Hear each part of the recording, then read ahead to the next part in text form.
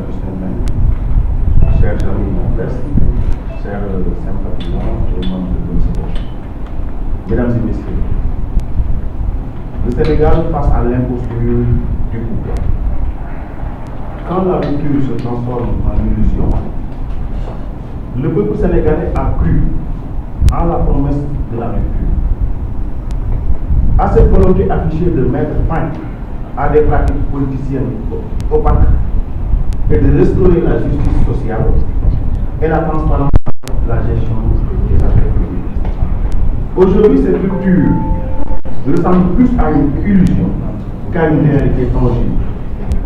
La confiance accordée aux responsables politiques a été trahie par des décisions contradictoires et une flagrante cohérence dans la conduite des affaires publiques.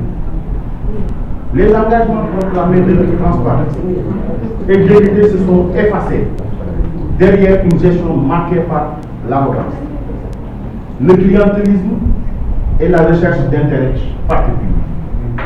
Chaque mesure politique adoptée semble répondre davantage à des exigences d'intérêts étrangers ou à des réseaux particuliers qu'aux besoins réels des Sénégalais. Le constat est sévère.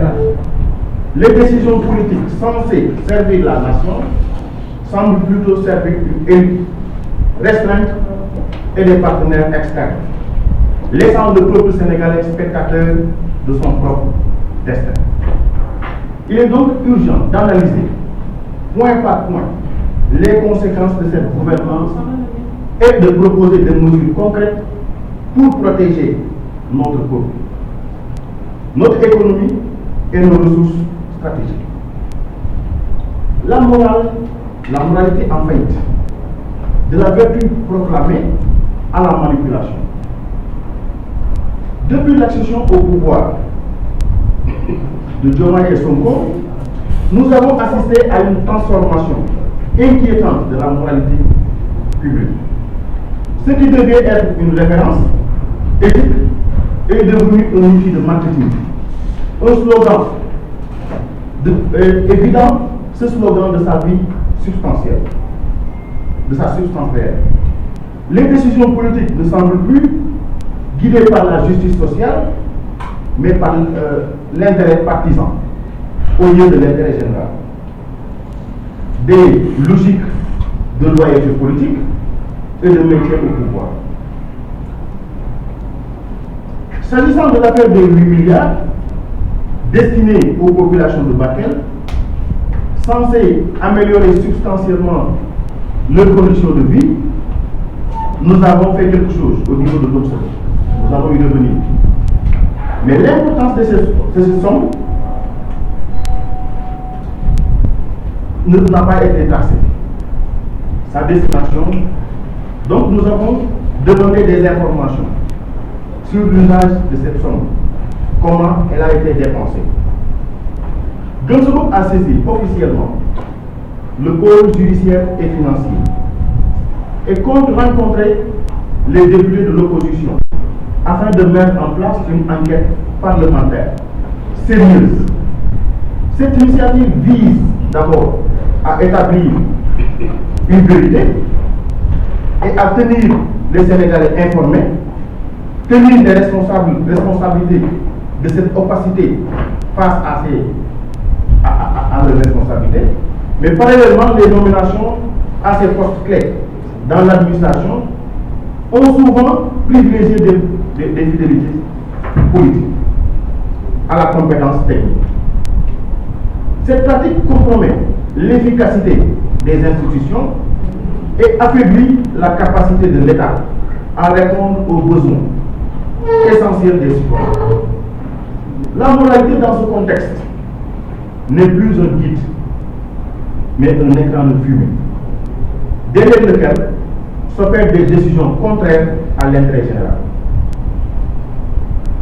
Nous allons revenir maintenant sur ce sujet, histoire de dette cachée qui constitue un asservissement économique. La question de la dette dépasse largement la simple dimension financière. pour devenir un instrument de contrôle et de dépendance économique. En 2 ans, la dette publique sénégalaise a dépassé plus de 10 000 milliards.